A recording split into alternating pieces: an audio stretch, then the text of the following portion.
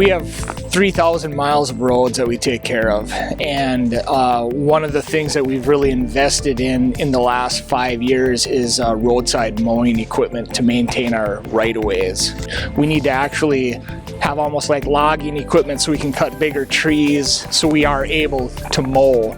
2 summers ago we rented this PC 290 with the quad-coat cutter on it from RMS. Basically we liked it so much we wanted to purchase it. Yeah, the cab seems to be fine. It's comfortable, lots of room in there.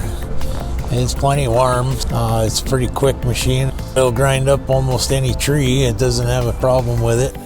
Cost isn't the only thing that we look at. Service and reliability really is number one. RMS is local. To have a vendor be able to show up on the drop of a hat, that's very important to us. When our equipment's down, we're not getting our jobs done. The money that we spend goes back to services to our taxpayers, so it's very important that our equipment is running so we can provide those services.